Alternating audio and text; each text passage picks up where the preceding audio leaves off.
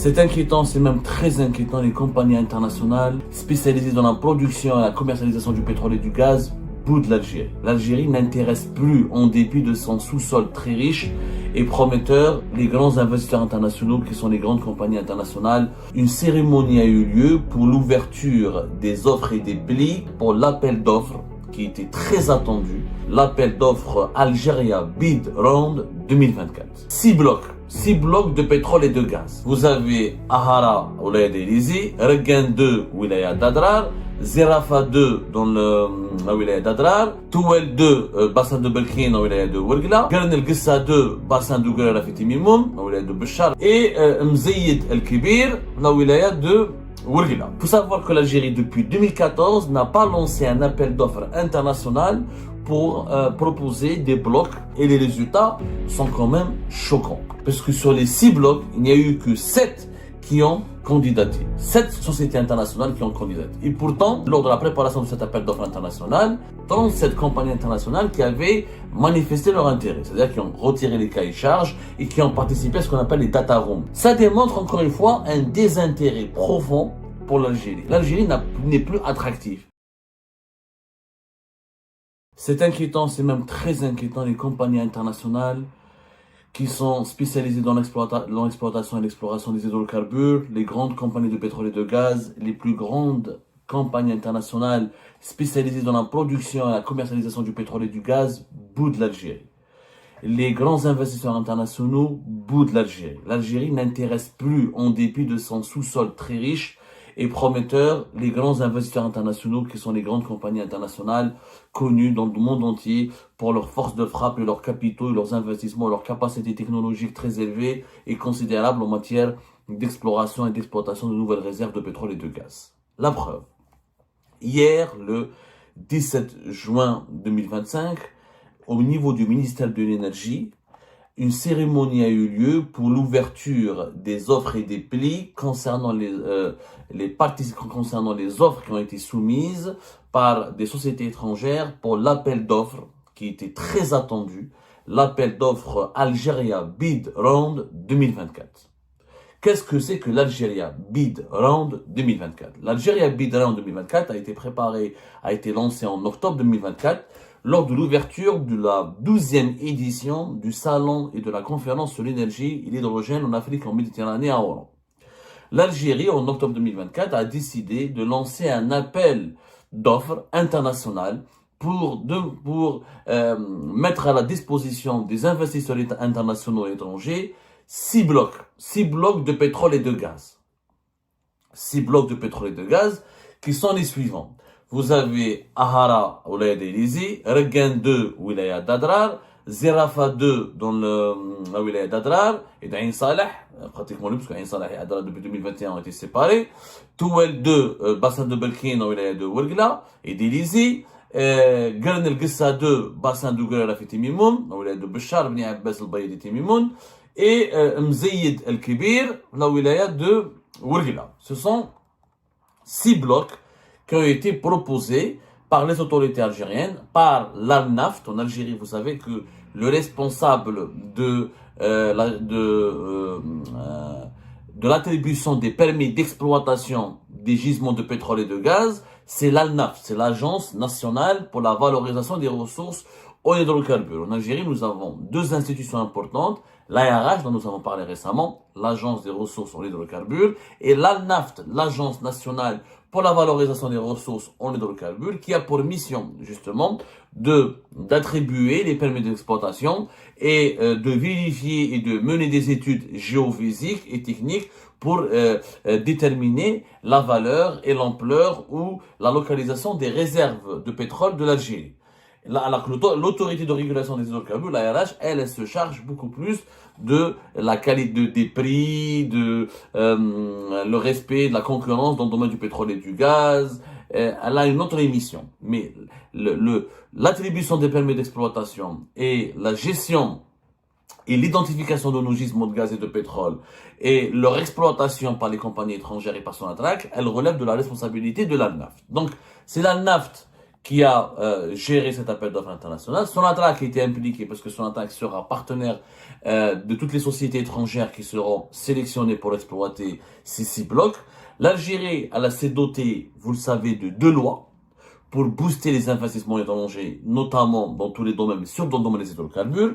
Nous avons la loi de novembre-décembre 2019, la fameuse loi 1913 de la loi sur les hydrocarbures, la fameuse nouvelle loi sur les hydrocarbures qui avait suscité tellement de spéculations et de rumeurs et de controverses, mais qui n'a jamais été bien expliquée. C'est une loi, elle n'est pas mauvaise, elle est bonne. Au contraire, elle offre de plusieurs facilités et des avantages aux investisseurs étrangers, mais elle a été jugée par certains experts pas suffisamment ambitieuse. Et la loi sur l'investissement en 2022, c'est la loi 2022-18 de l'investissement. Donc l'Algérie, elle a fait 2 lois. Donc il faut savoir que l'Algérie, depuis 2014, n'a pas lancé un appel d'offres international pour proposer des blocs d'hydrocarbures, de pétrole et de gaz à l'exploitation, à l'exploration à des investisseurs étrangers. La dernière fois, c'était en 2014. Donc, ça fait quand même 10 ans. La cérémonie, donc, comment on appelle ça, la cérémonie de l'annonce des résultats préliminaires de cet appel d'offres international a eu lieu au ministère de l'Énergie. Tous les responsables du secteur de l'énergie en Algérie étaient présents et les résultats sont quand même choquants. Choquants parce que sur les 6 blocs, il n'y a eu que 7 qui ont candidaté. 7 sociétés internationales qui ont candidaté. Et pourtant, lors de la préparation de cet appel d'offres international, on s'attendait, il y avait 37 entreprises, 37 compagnies internationales qui avaient manifesté leur intérêt, c'est-à-dire qui ont retiré les cahiers de charges et qui ont participé à ce qu'on appelle les data rooms, c'est-à-dire ils se sont inscrits à des sessions techniques pour recevoir toutes les informations techniques sur ces blocs et ces gisements, sur leur potentialité, sur leur localisation géographique, toutes leurs caractéristiques techniques. Il y avait 36 à 37 sociétés internationales qui étaient intéressées, qui avaient manifesté leur intérêt. Donc on s'attendait à ce que toutes les grandes compagnies du monde se manifestent pour revenir sur le marché algérien, faire des propositions et investir de l'argent pour exploiter ces nouveaux gisements de gaz et de pétrole. Il faut savoir que l'industrie du pétrole et du gaz nécessite des investissements monstrueux. Il faut savoir que le gaz et le pétrole, ça rapporte de l'argent, mais pour exploiter et produire du gaz et du pétrole et le commercialiser, il faut investir. C'est des dizaines de milliards de dollars qu'il faut investir chaque année pour non seulement entretenir les anciens gisements et améliorer leur productivité, et les sécuriser, mais surtout pour découvrir de nouvelles réserves et mettre en service de nouveaux champs de pétrole et de nouveaux champs de gaz. L'exploration du pétrole et du gaz nécessite des milliards d'investissements. Sonatrach, elle a un budget d'investissement qui, chaque année, qui évolue entre 5 à 7 à 8 milliards de dollars, ne peut pas toute seule tout explorer. Et elle ne peut pas à elle seule tout exploiter. C'est pour ça qu'il lui faut des partenaires étrangers. Dans les pays pétroliers, les plus grands pays producteurs de pétrole, comme les pays du Golfe ou l'Irak, etc., ce sont chaque année pratiquement des investissements de 30 à 40 milliards de dollars qui sont nécessaires pour renforcer leur outil de production. Donc il faut plusieurs sociétés, il faut plusieurs partenaires. Une seule société comme Sonatrach ne peut pas assumer elle toute seule. D'autant plus que l'Algérie, nous avons des réserves qui sont prouvées, mais des réserves qui sont non prouvées. C'est-à-dire qu'on soupçonne qu'il y a du pétrole et du gaz, mais il faut faire des travaux d'exploration pour savoir combien de gaz et de pétrole il y a dans ces réserves-là. Il y a aussi des découvertes qui sont non développées ou non exploitées. Nous avons en Algérie 240 découvertes, c'est-à-dire il y a 240 gisements de pétrole et de gaz, essentiellement de gaz, parce que du pétrole il y en a de moins en moins en Algérie, 66%, presque 70% de nos réserves d'hydrocarbures, c'est du gaz, et donc, nous avons 240 découvertes qui ont été faites depuis pratiquement 2014, 2015 jusqu'à 2025, et elles n'ont pas été exploitées ces découvertes. Donc il faudra que Sonatrach a besoin de partenaires étrangers pour mettre sur la table 10 milliards de dollars pour pouvoir lancer la production au niveau de ces découvertes pour ensuite gagner de l'argent et tirer des revenus. La NAFT, avec Sonatrach, ont identifié 17 projets, 17 gisements, 17 blocs. On parle de blocs, plus exactement, parce que les gisements peuvent être divisés en plusieurs blocs. 17 blocs que l'Algérie voudrait mettre sur le marché international pour attirer des partenaires étrangers avec Sonatrach, qui pourraient les exploiter. L'objectif définitif était de 24. Mais les premiers 17, ils ont été identifiés, on a toutes les informations techniques, parce que vous savez, il faut des données techniques, des données géophysiques, géologiques, pour savoir combien on peut savoir, combien il y a de pétrole et de gaz dans ce bloc. Ensuite, il faut des travaux d'exploration pour les confirmer et comprendre et étudier la faisabilité de leur production. Parmi ces 17 projets, 6 ont été déjà retenus dans l'appel d'offres d'Algeria Bid Bond. Algeria Bid Bond, en anglais, ça veut dire tour d'offre. Algeria tour d'offre. Ils l'ont appelé en anglais pour intéresser les sociétés internationales. Et ça a été lancé en octobre 2024 pour les 6. Pour 6. Les 6 dont je vous ai parlé, c'est-à-dire que j'ai cité précédemment. Qui sont majoritairement des blocs de gaz. Et l'objectif de l'Algérie, de son Sonatrach et de la NAFT, et permettre le lancement de la production de ces 6 blocs, ce qui permettra d'ajouter normalement 20 milliards de mètres cubes de production de gaz naturel à l'Algérie. 20 milliards de mètres cubes, c'est important, c'est l'équivalent de ce que c'est pratiquement l'équivalent de ce que nous exportons vers l'Espagne, ou un peu vers l'Italie plutôt. Donc 20 milliards de mètres cubes, c'est assez important. Ça peut être, si les prix du gaz sont bien, ils sont tirés vers le haut, 20 milliards de mètres cubes, ça peut rapporter 6 à 7, jusqu'à même 8 ou 9 milliards de dollars. C'est quand même pas rien. Ça peut rapporter même plus, selon les prix du gaz. Quand les prix sont bas, 5 à 6 milliards de dollars. Quand les prix sont élevés, c'est 9, 8, 9 jusqu'à 10 milliards de dollars. C'est important en termes, et ça reste des évaluations approximatives, puisque ça dépend des prix du gaz sur le marché mondial. Donc, il y avait 6 blocs proposés, 37 sociétés intéressées depuis février 2025. Donc, nous, on pensait qu'hier, le 17 juin, il va y avoir les 37 ou une trentaine de ces sociétés internationales vont candidater pour tenter de gagner un permis d'exploitation et de devenir partenaire de Sonatrach pour exploiter ces 6 blocs. Malheureusement, hier, le choc était total. Il n'y a eu que 7 propositions, 7 candidats qui ont déposé. 7 candidats. Et encore, il y a un gisement, il n'a reçu aucun candidat. Aucune proposition d'offre. C'est le gisement, pourtant c'est le gisement qui est situé pas loin de Hassim Saoud. Et ben, il n'y a pas eu d'offre. C'est quand même extrêmement inquiétant. De 37, on est passé à 7. Ça veut dire que les compagnies internationales ne se sont pas du tout intéressées, finalement, n'ont pas voulu investir en Algérie. Le bloc qui n'a même pas reçu une offre, c'est le bloc de Grom Zeid. Grom Zeid qui est quand même un bloc intéressant quand même, hein. Et il est situé dans la wilaya de Ouargla. Pas loin, il est à cheval selon les données techniques, pas entre Hassim Mali et Hassim Saoud. Il y a toutes les infrastructures normalement nécessaires pour essayer de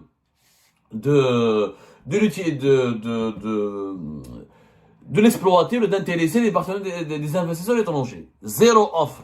Le seul champ qui a reçu 3 offres, c'est le champ de Zerrafa 2. Tous les autres blocs, ont reçu une seule offre. Du coup, il n'y a pas eu de concurrence. Donc, l'Algérie n'a pas eu le choix. Tous les autres blocs, mais à part le bloc Zerrafa 3, qui a été remporté par les Chinois, les autres ont reçu une seule offre. Donc, la seule offre qui a été jugée recevable, gagnante. Un seul candidat, un seul investisseur a été candidat. Avec 0 candidat, 0 investisseur candidat pour le champ de Grom Zeid. 7 uniquement candidats, 7 investisseurs ont voulu donc s'associer avec Sonatrach et ont voulu s'implanter ou investir en Algérie pour explorer ces nouveaux blocs de pétrole et essentiellement des blocs de gaz. Essentiellement des gisements, ce sont des blocs gaziers essentiellement. Donc, déception totale. Hier, au ministère de l'Énergie, les participants à cette ouverture des plis, à la cérémonie de l'annonce des résultats préliminaires de l'appel d'offres international Algeria Bid Bond 2024 ont été surpris, pour ne pas dire choqués. 7 uniquement, c'est très peu. L'Algérie, le plus grand pays d'Afrique, pays situé au cœur de la Méditerranée, un pays fournisseur important de pétrole et de gaz à l'Union européenne, et qui a des potentialités importantes, n'a attiré que 7 investisseurs, que 7 candidats, avec 0, encore une fois, candidat pour l'un des gisements les plus importants qui est Grom Zeid. Donc ça a été franchement un choc. Franchement, ça a été un choc. Donc, ma femme neige. Qu'est-ce qui s'est passé? En réalité, l'Algérie, par son instabilité, par, comment dirais-je, par sa politique internationale qui inquiète, il y a un manque d'attractivité. Le marché algérien n'intéresse plus, le marché des hydrocarbures en Algérie n'intéresse plus les grandes compagnies internationales. Les grands investisseurs étrangers boudent notre pays, ils préfèrent aller investir ailleurs parce qu'aujourd'hui, il y a un environnement concurrentiel. Il y a du pétrole et du gaz en Libye, il y a du pétrole et du gaz au Nigeria, il y a du pétrole en Angola, il y a du gaz en Égypte, il y a du gaz en Chypre, en Méditerranée, il y a du gaz maintenant au Sénégal et en Mauritanie. Il y a aujourd'hui un environnement concurrentiel. D'autres pays, d'autres marchés sont devenus plus attractifs que l'Algérie. Et l'Algérie, à cause de son instabilité, à cause de ses lois, à cause de son environnement économique hostile, jugé hostile, n'inspire pas confiance et n'attire pas les investisseurs étrangers. Ce qui constitue une mauvaise nouvelle. Alors, quand on voit la liste des personnes qui ont gagné, enfin des entités, des compagnies internationales qui ont gagné des blocs, mais à part Total, le géant français, qui s'est associé avec Qatar Energy. Qatar Energy, c'est la compagnie du Qatar qui s'appelait auparavant Qatar Petroleum. C'est la compagnie pétrolière nationale du Qatar. Qatar Energy et Total se sont associés pour candidater à un champ qui s'appelle Ahara. Et donc, ils ont remporté un permis d'exploitation et un permis d'exploration, pas d'exploitation. Là, on est dans l'exploration, c'est-à-dire qu'il faut explorer d'abord, déterminer. On n'est même pas sûr que ces blocs seront productifs. Il faut d'abord les explorer, déterminer. C'est pour ça qu'il y a un partage des risques. C'est pour ça que dans l'industrie du pétrole et du gaz, elle nécessite beaucoup de capitaux. C'est pour ça qu'il y a une guerre, il y a une concurrence terrible pour attirer les investisseurs internationaux et les grandes compagnies internationales. Parce qu'il faut mettre beaucoup d'argent, tu explores, et si ce que tu trouves n'est pas à la hauteur de tes attentes, n'est pas à la hauteur des investissements qui ont été consentis pour l'exploration, on perd de l'argent. Les compagnies internationales ne vont pas récupérer leur argent. Donc, c'est pour ça que comme il y a une prise de risque élevée en Algérie, et comme le pays ne rassure pas, n'attire pas, et comme il n'est pas jugé stable et attractif, les compagnies internationales ne se sont pas beaucoup manifestées. Sur les 7, la plus connue, c'est Total. Avec Qatar Energy, ils ont fait un partenariat pour explorer avec son attraque le gisement le bloc de Ahara. Le bloc de Ahara. Et donc, Total aura 24,5% de ses départs. Qatar Energy, 24,5%. Et le reste, ce sera son attraque. Il y a Sinopec, quand même. Bon, Sinopec, ils sont connus, c'est des Chinois, c'est une grande compagnie. Ils ont pris le bloc de Gernelgessa, ça va. Sinopec sont très connus. SZPEK, c'est des Chinois. Et Eni, les Italiens sont connus. Ils ont pris la licence avec les Thaïlandais pour le site de Regen 2. Et la société chinoise ZPEC, très peu connue, pas aussi connue, vraiment une moyenne compagnie, on va dire. Elle a pris la licence pour le site ZFA2. Donc, Eni et Total sont les deux seules compagnies internationales qui ont voulu donc investir et s'implanter en Algérie, continuer à investir en Algérie pour découvrir et exporter du pétrole et du gaz. Ce sont les deux seules grandes compagnies internationales qui ont voulu, très connues. Sinopec aussi, on va dire. Sinopec, les trois. Sinopec, Total et Eni. Le reste, c'est des petites compagnies. Ce sont des petites compagnies pas du tout connues. Certaines compagnies ne sont même pas spécialisées dans la production et la commercialisation et l'exploration du pétrole et du gaz. Je vous donne un exemple concret. Par exemple, il y a le bloc Touel 2, le bloc Touel 2 qui est situé dans le bassin de Berkine, dans la wilaya de Ouelgla et d'Élysée, qui est un bassin considéré comme potentiellement important et prometteur. Il a été attribué à un seul candidat qui a candidaté. Ce sont les Autrichiens Zangas avec une société suisse qui s'appelle Filada. Zangas et Filada. Ce sont deux sociétés méconnues. Personne ne les connaît. C'est la première fois dont on entend parler d'elles. Pourquoi? Elles étaient d'ailleurs les seules à avoir candidaté pour le permis d'exploration de Touel 2, qui fait partie des 6 blocs proposés, encore une fois, à l'exploration aux investisseurs étrangers par l'Algérie, à travers la nafte et son attraque. Hadou Zangas et Filada, ils explorent pas, leur spécialité, c'est pas l'exploration ou l'exploitation du pétrole. Hadou, c'est des sociétés d'engineering. Zangas, les Autrichiens, sont connus dans le domaine du pétrole comme de l'ingénierie. On les appelle des sociétés d'ingénierie pétrolière et gazière. Ça veut dire qu'elles n'exploitent pas le pétrole, elles ne le commercialisent pas. elles ne font pas de forage, elles ne gèrent pas et elles n'exploitent pas des sites pétroliers, des sites gaziers. Elles fabriquent des équipements qui sont nécessaires pour le fonctionnement des sites gaziers et pétroliers. C'est pour ça qu'on les appelle l'ingénierie, des sociétés d'ingénierie pétrolière et gazière. Elles fabriquent les équipements nécessaires à l'exploitation et au processus technique de l'exploitation du gaz et du pétrole. Et Zangaz, elle était implantée en Algérie. C'est quoi sa spécialité, Zangaz, les Autrichiens, c'est une société connue. Ils fabriquent des gazoducs, des oléoducs, les gazoducs c'est pour transporter le gaz, les oléoducs pour transporter le pétrole, les conduites d'eau. Elle fabrique des stations de compression, des stations de pompage. Elle fabrique des usines de traitement de gaz, des stations de lancement, de réception, des valorisations. Elle traite les déchets des stations les déchets des unités de pétrole et de gaz, des dépôts pétroliers, des parcs de stockage. Mais elle n'a jamais exploité un gisement de gaz ou de pétrole. Elle n'a jamais fait de l'exploration ou de l'exploitation. Ce qui est complètement étrange. Mais complètement étrange. En Algérie, par exemple, Zangaz a travaillé déjà avec Sonatrach. Elle a participé à la construction d'un gazoduc de 421 km à Hassim Saoud. Elle a aussi fait le gazoduc d'Al-Ghar à Tinfoui de 232 km. Elle a fourni les fameux tubes, qui sont les gazoducs. Elle a fourni les canalisations. Mais elle n'est pas dans l'exploitation du pétrole. Elle est présente dans plusieurs pays dans le monde, en Roumanie, en Ukraine, en Russie, etc. Mais elle n'a jamais exploité ou exploré un gisement de pétrole ou de gaz. Où elle partit. Généralement, les Zangaz, les Autrichiens, ils sont spécialisés, sont très forts dans la construction des gazoducs.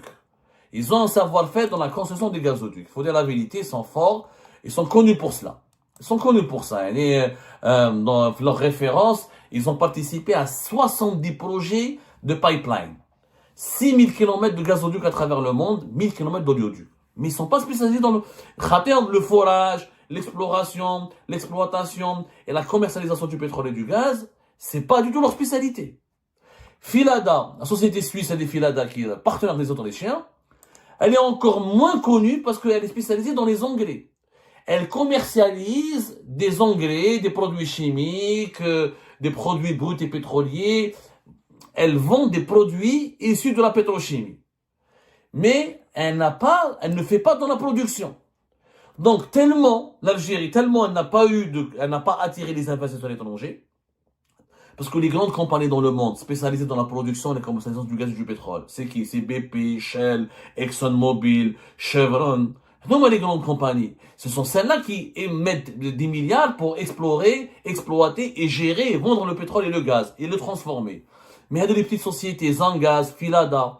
Ce sont des petites sociétés. Filada ne produit rien. Au moins Zangaz, ils produisent des équipements, ils produisent des gazoducs, des oléoducs. Filada ne font que de la vente. Ils sont basés en Suisse, ils font de la vente de produits. Comment elles vont faire ces sociétés qui n'ont pas d'expérience dans le domaine de l'exploration pour explorer des gisements de pétrole et de gaz en Algérie? Personne ne le sait. Qui les a introduits en Algérie? Personne ne le sait. Pourquoi elles n'ont pas été exposées ou confrontées à de la concurrence? C'est vraiment très bizarre. Ça démontre encore une fois un désintérêt profond pour l'Algérie. L'Algérie n'est plus attractive. Les plus gros investisseurs partent ailleurs. Ils partent dans les pays du Golfe, ils partent dans les pays africains, ils partent dans les Caucases, Kazakhstan, Azerbaïdjan, etc.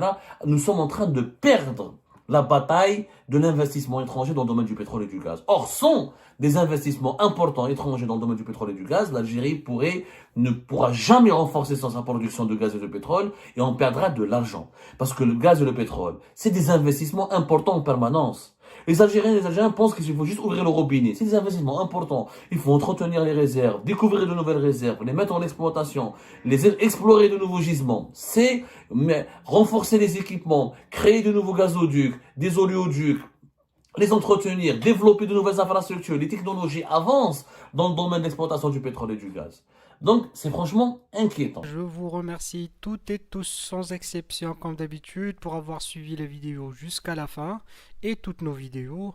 Je vous remercie pour vos commentaires et pour vos réactions. N'oubliez pas de nous laisser des commentaires sur le sujet de cette vidéo et aussi de vous abonner à la chaîne si vous n'êtes pas encore abonné.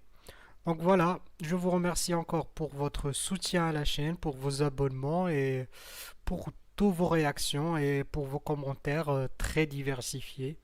Et j'espère pouvoir toujours être à la hauteur de vos expectations. Donc voilà, merci encore une fois et à la prochaine dans une nouvelle vidéo. Au revoir.